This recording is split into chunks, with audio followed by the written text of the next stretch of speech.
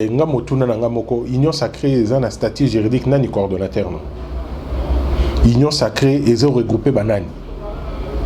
Est-ce un terme que le président a parlé où il y a un soubassement où ils ont corrigir union sacrée wana pour mutunyo surtout à adhérer na kati. Et les lots, quelque part, on a lu dans des journaux, oh, échec à Maboun Nafaya, FCC, ils ont réclamé Moutou et Némi Mouilan. Pourquoi?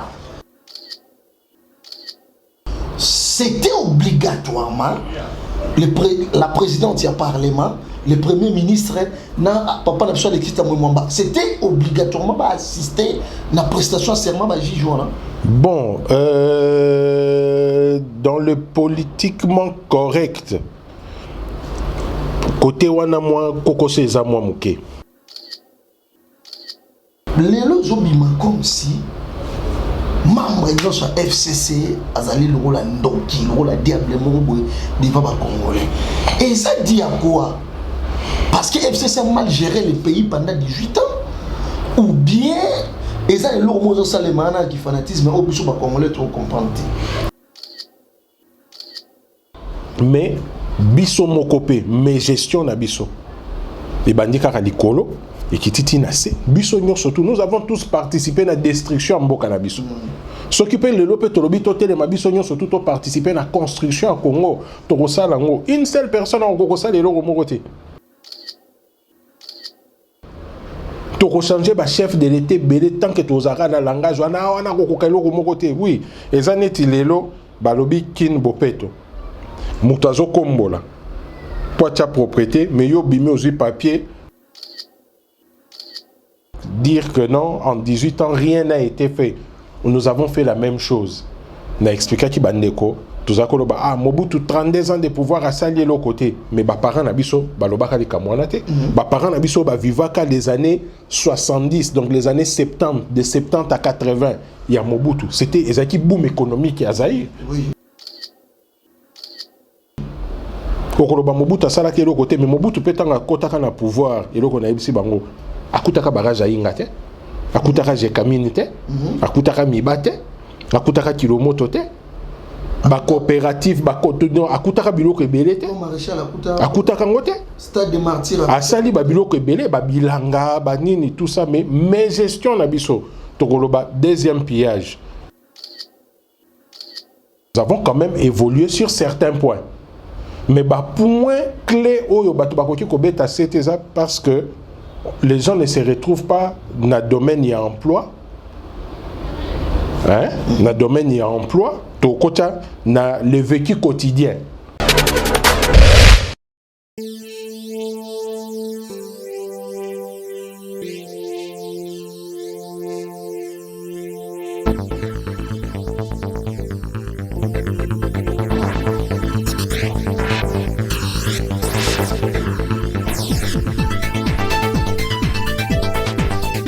Très cher internaute, nous allons vous abonner massivement à la site Nabiso Echa News Télévision. Echa News Télévision, la télévision du moment.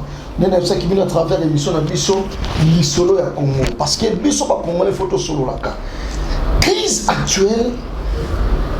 Nous avons ba Congolais d'internautes nous sommes abonnés à Echa News Télévision. Congolais à se référer à l'histoire. Congolais à bossana facilement.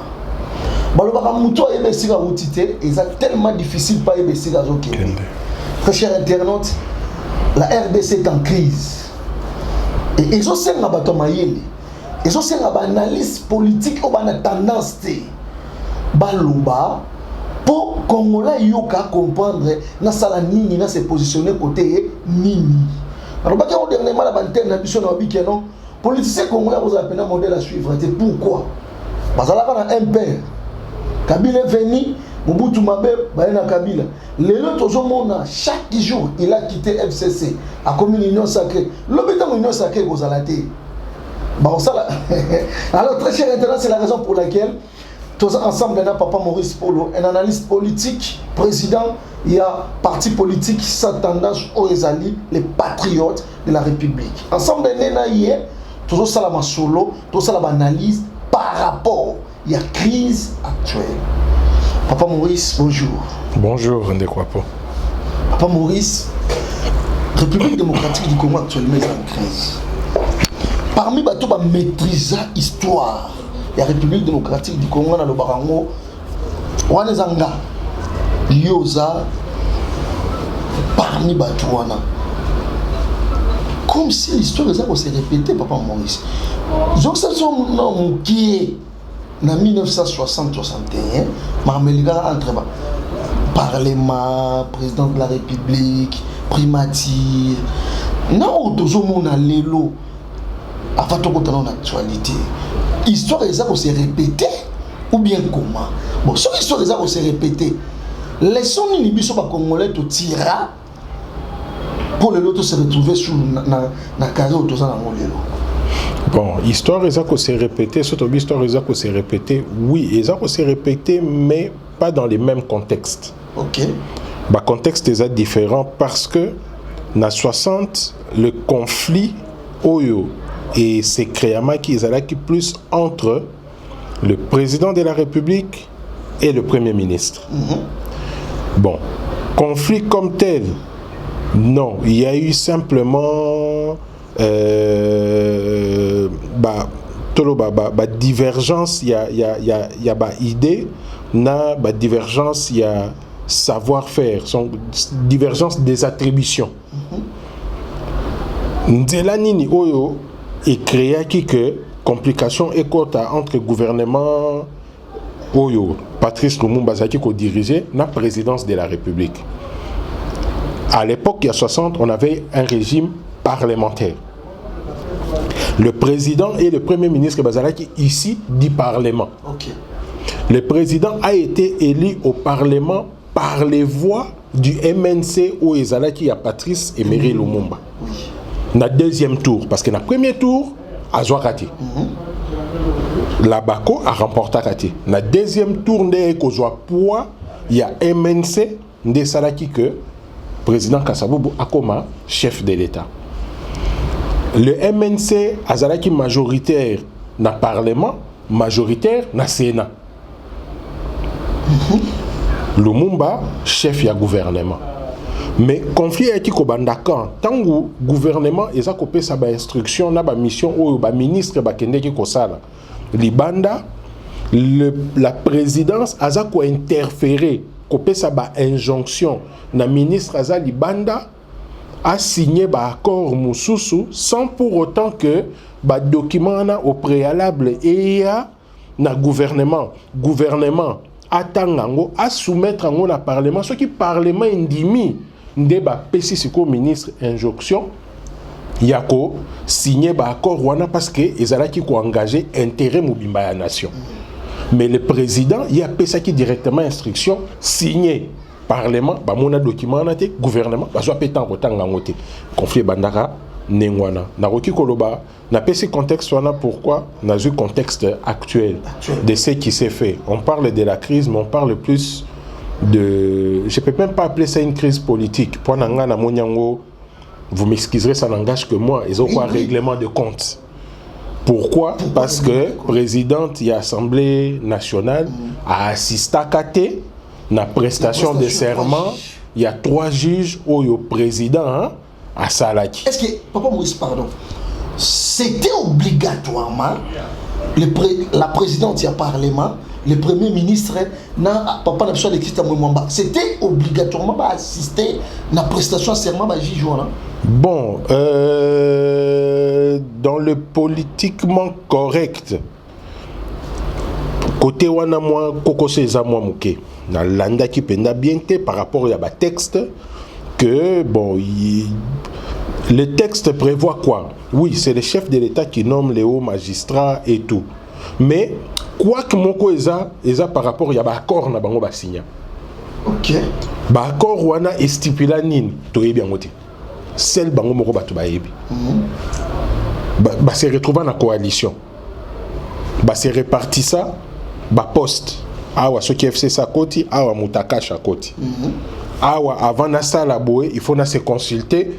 Il y avait un bureau consultatif au Bakutanaka, cash na FCC. pour la nomination, tout le monde qui même y a un mandataire ou un mandataire, monsieur babimi, mais monsieur c'est zoumel. Que non, bon, bah poste boé et kozala ya cash ou boé bata FCC. C'est ce qu'on dit. Bah accord na bango, biso to yebi angote. To yebité eza ningeni ba yokana. Bon, c'est sur ce point-là peut-être bango ba allié na ba ya baninga, ba monaki ke bazaki lésé. Baya quitté. Mais aux yeux de l'opinion, il sonnait ma baie parce qu'un chef d'État, tant qu'on présider une manifestation, il faut un chef de l'institution base à la présent. Tu vois, donc vous êtes pris au piège par naïbité du vrai faux ou du faux vrai. C'est qu'on borossa la nine. Ce qui boyait, eza bondimi bokase accord au binomoko kaka boyebi ce qui peut boyete biso pe peuple di banda to fanta la bi bo respecter institution ya mboka te. Donc c'est là où il y a moins complications mouké. Donc toroki kokende, moi personnellement toroki kokende nango na fanatisme était. S'il y avait pas d'accord, je te dirais directement que non, ils ont mal agi. Et ça mérite vraiment que Bazala blâmer. Ok. Tu as évolué au règlement des comptes. Et ça, règlement des comptes contre Bateau Baya quitté. Parce que les lots, il faut qu'on se les dise. Les lots, j'oublie comme si. Membre de notre FCC, Azali le rôle Ndoki, le rôle diablement devant les Congolais. Et ça dit à quoi? Parce que FCC a mal géré le pays pendant 18 ans. Ou bien, et ça est l'homme Salemana qui fanatisme, au bout de Congolais, tu comprends. Bon, lobby, tu as dit qu'on partageait na Baninga, tu as dit qu'on solo la Makambo. Quand on dit 18 ans mal géré, tu occupes cause à la extrémité.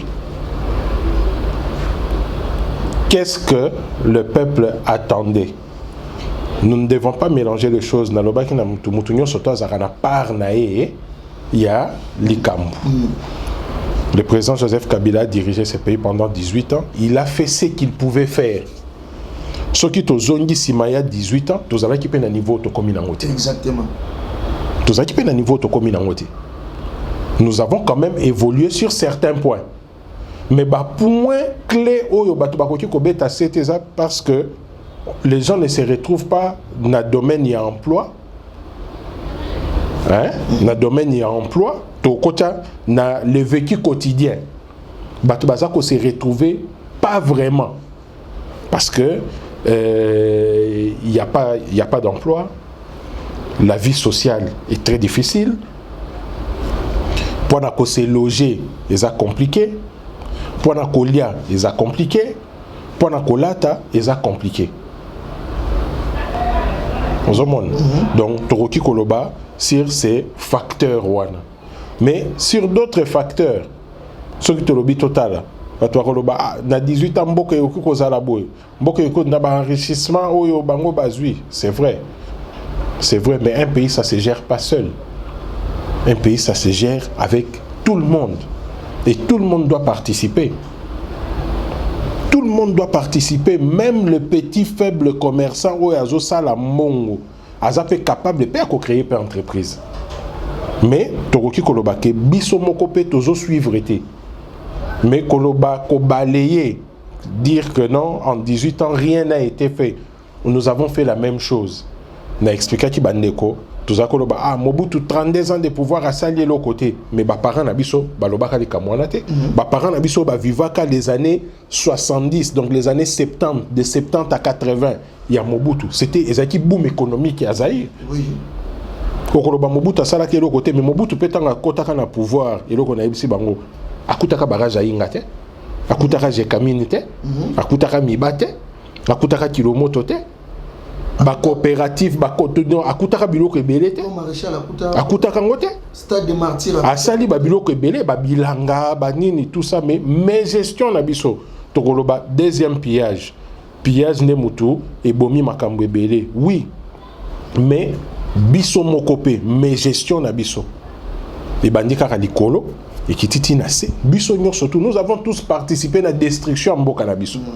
S'occuper de l'opé tolobi totel ma biso nyor surtout to participer à la construction en Congo. Torosa lango. Une seule personne en Congo ça les loro mokote. To changer ba chef de l'été belé tant que to zara na langage wana ko keloro mokote. Oui, ezaneti lelo balobi kin bopeto. Mutazo kombola. Poitia propriété, mais yo bimi aussi papier, au tambour aussi papier, au bois qui n'en a balabal. Sikoyo, nani azo bongisa, nani azo bebis. La ville de Kinshasa est sale. Non, c'est nous qui sommes sales. Pas besoin de trop comme sa ville en salité. Donc c'est un peu comme ça que je vois les choses. Maintenant, par rapport à la crise actuelle, par rapport à la crise actuelle, est-ce qu'il faut Kaka, Lelo, FC Salomon a institution sur l'État pour tout le monde évolution RDC ou bien comment? Jani Mabounde est tombé, trahison à FCC ou bien stratégie? Non, il faut pour Kolongola Batunion sur FCC. Non, il y a quand même des gens capables. Le problème c'est l'orientation, la bonne politique. Qu'est-ce que nous voulons faire de notre pays? Toujours cause à la base politique ou réellement travailler. Moi je dis, la politique tu peux la faire en dehors, mais une fois qu'on t'a nommé, tu deviens un manager, donc tu dois travailler pour la progression. Il y a entité ou entreprise au bâti lieu. Il faut qu'il y ait de l'avant. Il faut qu'il y ait de l'avant. Et pour réussir, il faut d'abord commencer par aimer les gens. Il faut commencer par aimer son peuple. Ko aimer ngo karaté na maloba, na lingara peuple nanga te ebele pe baloba kango bazape na pouvoir lelo, mais na motema na bango eloko te. Mais ce qui s'est fait au Parlement, moi je n'ai fait que suivre hier, j'ai constaté rien n'a changé. Rien n'a changé dans sens nil. Dans le sens que je vois que la législation n'a pas changé. Comment? La majorité reste toujours FCC. La majorité reste toujours FCC, mais FCC devait défendre Janine Mabunda. Mais tout justement, stratégie na bango ou une façon d'apaiser les tensions, wana itali bango, mais la majorité n'a pas changé au Parlement parce qu'il n'y a pas une nouvelle législation. Le Parlement est le même. La question que je me suis posée aujourd'hui, c'est que le FCC aussi fait partie de l'Union sacrée. Comment? Mais oui, parce que Bolukaki Mabunda a Longwa. Sur 500 députés, 338 députés basés à FCC. 112 basés à la Mouka. 47 basés à Cash. Même ceux qui ont eu des députés, il en a au moins 40 et quelques. Nénen Koula Memei au moins 19. Donc 40 et quelques moins 19. À combien de députés? Soko Baki, si on a la Mouka Moubimba, Nakash, jamais Bako atteindre 250. Mais Mabunda a été destitué avec combien de voix? Plus de 250. Ça veut dire que c'est le FCC lui-même destitué. Na ba fini ni bango moko ba yebi ponga na zana katité na zana kana bango te na koye baté stratégie na bango ezanine. Mais lelo tant que tout le monde que Janine Mabunda a destitué, on a vu hier la ville province à Kinshasa ba siffler Betty, ba sepeli, voilà Mabunda qui majorité zongi na union sacrée, et ça politique de la rue ou bien ça réalité? Et la politique de la rue. Quelle est la réalité là-dedans? Je viens de te dire.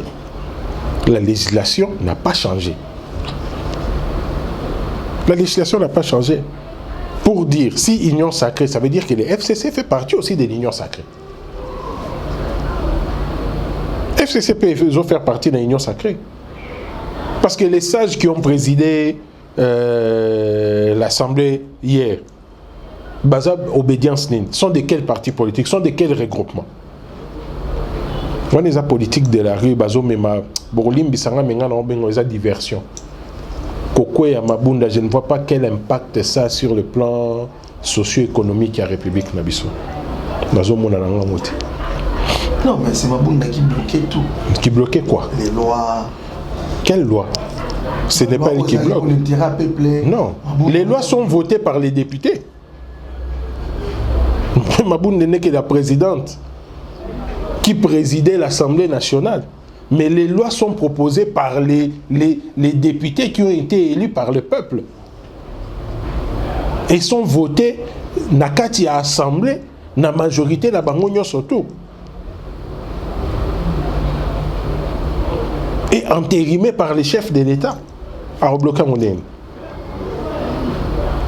Mais les lois, papa Maurice, soit dans les années 60-61, Patrice Emery Lumumba, Paul Maurice, Joseph Okito, est-ce que les lois relèvent sur le plan politique? Sur le plan politique, les lois actuellement, parce que pourquoi la question?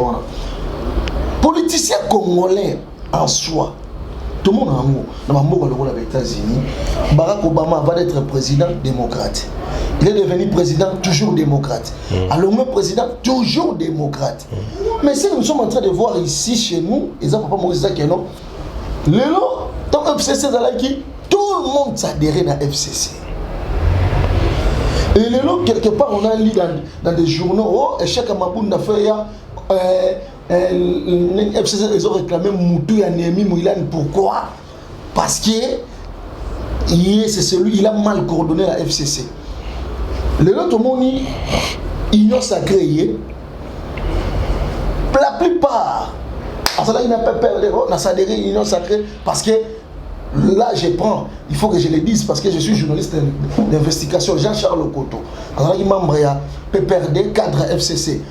Aujourd'hui, il a tweeté que non, oh, je me suis adhéré à l'Union sacrée parce qu'on s'est rendu compte qu'on a mal géré le pays pendant autant des années. Quel genre de politiciens avons-nous dans ce pays? Bon, d'abord, l'Union sacrée est un statut juridique, non coordonnateur.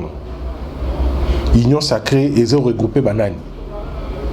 Est-ce un terme que le président a parlé où il y a un soubassement où il a corrigé l'Union sacrée ou pour Moutounio surtout à adhérer à la carte? Parce qu'apparemment, il a adhéré car on a déclaration. J'ai fait partie de l'Union sacrée. Oui. Je suis comme membre de l'Union sacrée.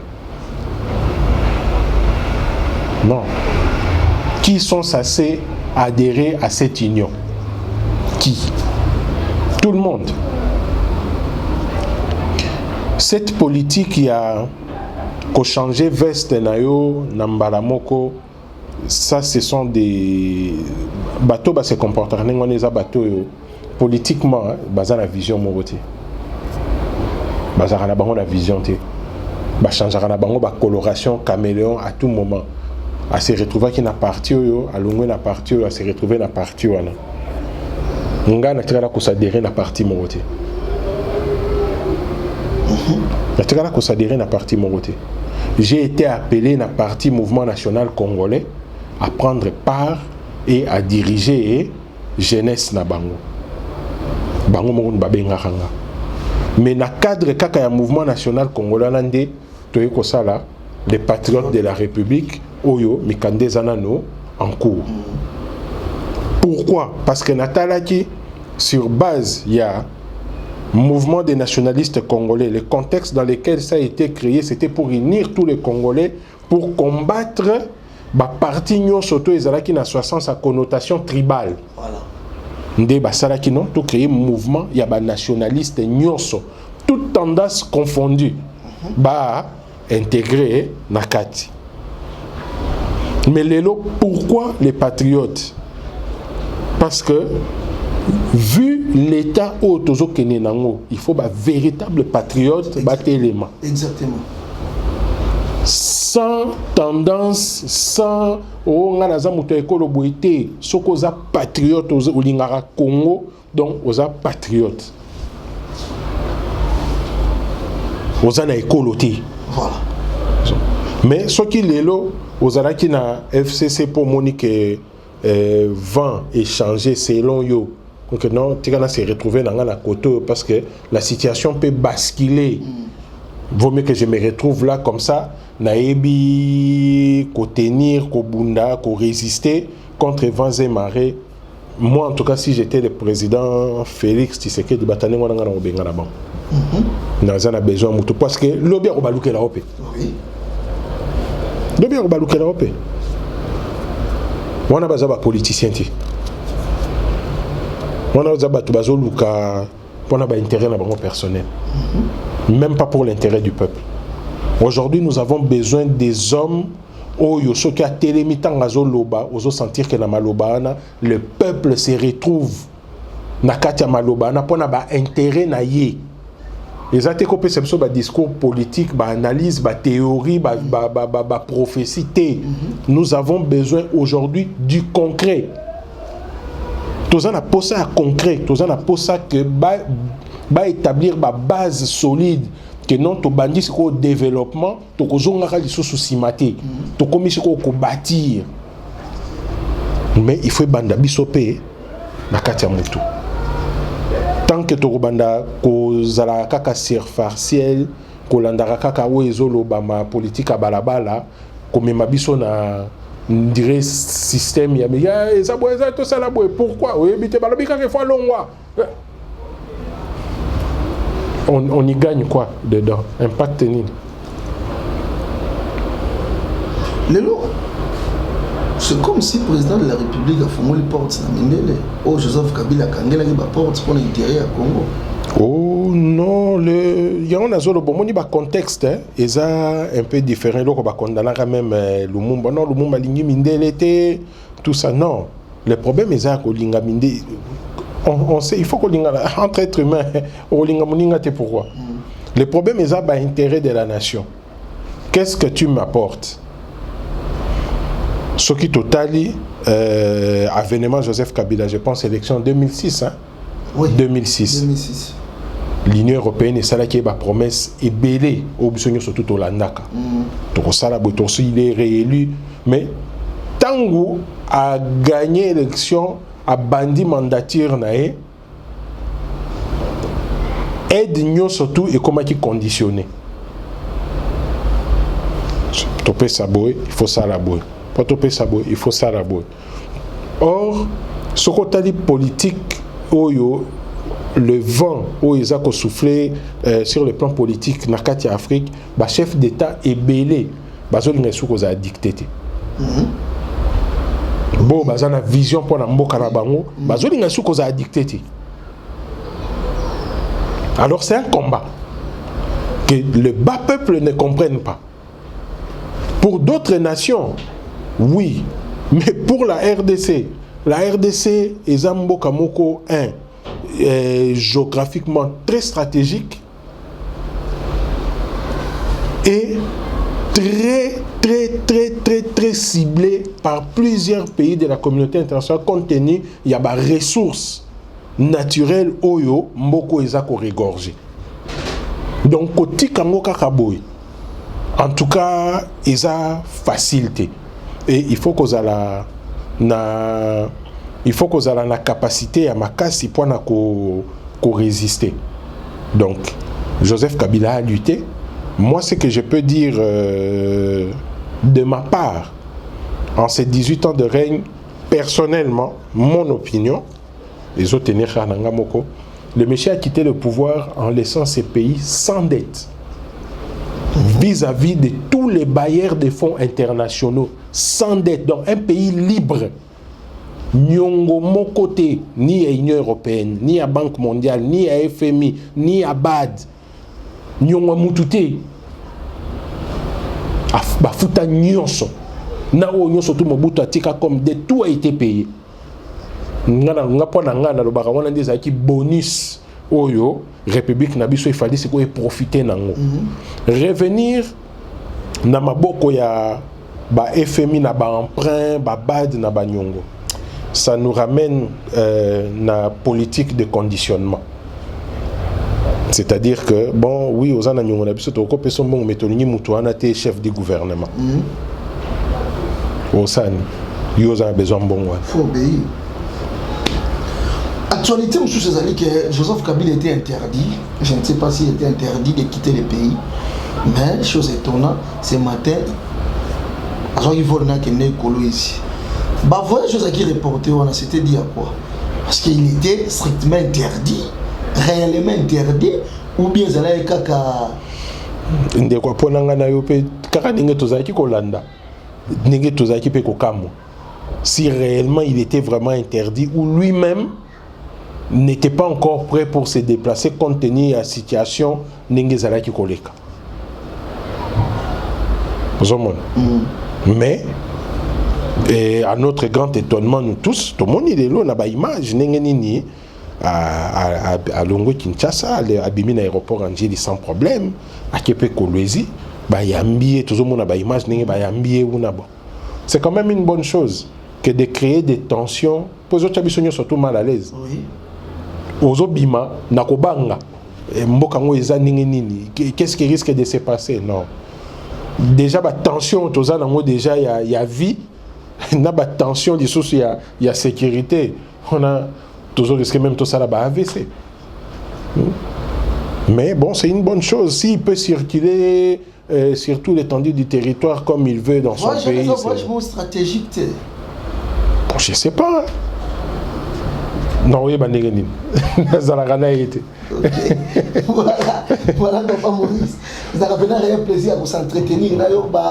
Internet, c'est chaîne de télévision, c'est plein de. Et là, on dit que Internet et surtout les patriotes, partir surtout aux là, partir vraiment, Congolais, vrai patriote, sans fanatisme, là, tout comme Wapi.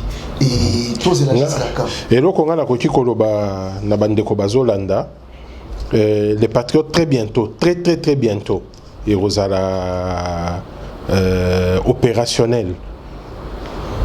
Bon, nous surtout balingaka mboka, balingaka politique, mboko bazana souci à développement, kolanda information avec beaucoup d'intelligence. N'attendez pas, hein, il faut écouter. En écoutant, vous avez le temps de comprendre ce qui se dit et de bien réfléchir. Parce que oyo miso ezomona, o mato ezoyoka, esprit endimarango. Donc mutakoki koyelo pe lukuta. Mais pour si koye ba kezo lukuta, il faut nini mayele na yo et sale. Donc il faut vraiment suivre avec beaucoup d'intelligence et analyser avant de parler. Avant ya komemama na foule na loyenge et rozala malamu te parce que mokili mobimbezo landa biso. Ouais salama kilobi mokili mobimba. Et landa ki parce que les na ba Canal Plus et tout ça, donc tout le monde a suivi le parlement congolais ndé yango. Ah ba parlementaire na bango ba député na bango ndé batouana. Ba kolobanine. Mais ces peuples bazo mérité classe dirigeante na bango wana. Parce que ces personnes émanent du peuple. Il faut même excellence, mon robot. Voilà. Mais tant que même excellence ou anate, les bandes peuvent faire du bazotal. Ah, boende. Donc tout bimana nous n'avons pas folklore na makambuya makelele. Photos à la intelligence. C'est pour ça. Ok. Voilà. Mais toujours pour intérêt, il y a peuple, il y a développement, il y a peuple. Voilà. Et là, on dit que nous avons Internet pour nous qui ça par rapport à l'analyse de la mission à l'élo. Et nous avons Internet. Non, en tout cas, na PC Internet, nous surtout à News télévision Mbote Belé. Tout ça dit moi Mikolo, to kutanité, Sukambula yangoyo. Et là qu'on a kosenga donc mboka etika na maboko nzambe nzamba continuer ko visiter bino pe ko pambola bino ba internet ya Esha News tozali tozolanda tozobunda pona koluka ko apporter pe moi ata libanga na biso muke na construction pe développement en mboka na biso tout en associant le peuple yendaza facteur moteur ya développement en mboka. Donc tozawana na souhaité bino bambula ya sikao tozo kene kokota na malamu na bonne santé surtout na mopepo ezotambole kutala na binote ezwa binote nzamba batela bin. OK. Merci très cher internaute, je pense que Ezaki émission le solo ya Congo na Esha News Télévision tu ambela kebino papa Maurice Polo analyste politique président ya parti les patriotes de la République. Ensemble nous ça qui analyse par rapport à l'actualité actualité politique qui se dérouler dans la République démocratique du Congo. Merci pour continuer à s'abonner massivement à Esha News Télévision. Te prochainement pour le numéro à Sikaya, Lisolo ya Congo. Merci.